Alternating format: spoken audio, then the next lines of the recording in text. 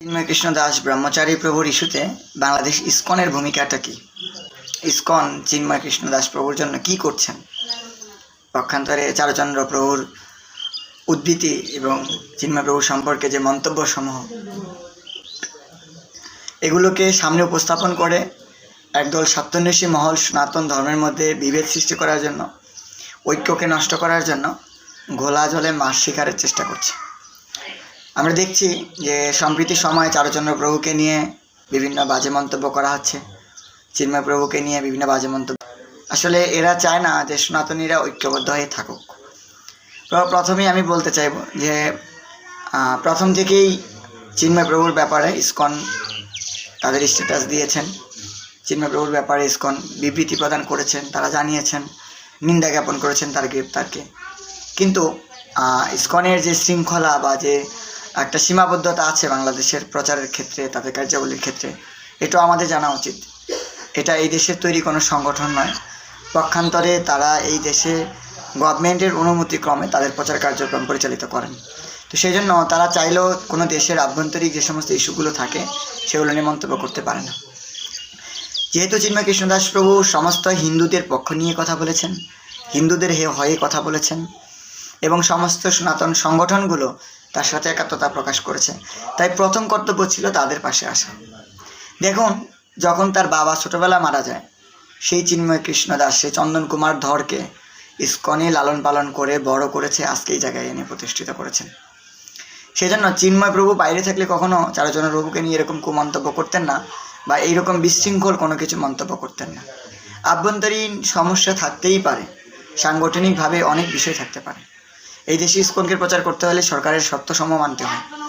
তারা চাইলেও কেউ কারোর সম্পর্কে কোনো বিবৃতি প্রদান করতে পারে না, দেশের আভ্যন্তরীণ বিষয়গুলো নিয়ে কোনো কিছু করতে পারে না।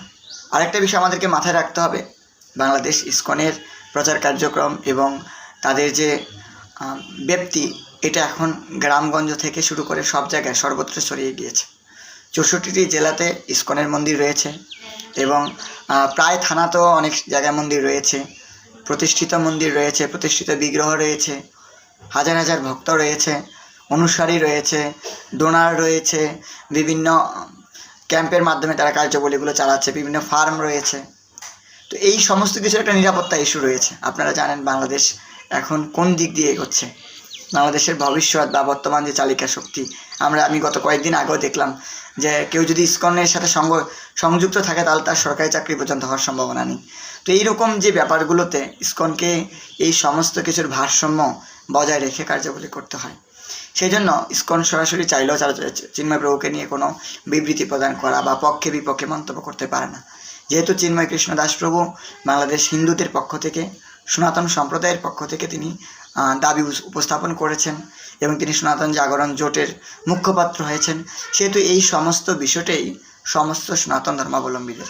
পক্ষান্তরে আমরা দেখতে পাই যে চিন্ময় প্রভুকে আবদ্ধ করার পর, চিন্ময় প্রভুকে কারারুদ্ধ করার পর সনাতন সম্প্রদায় কীভাবে নির্বাক দর্শকের ভূমিকা পালন করেছে।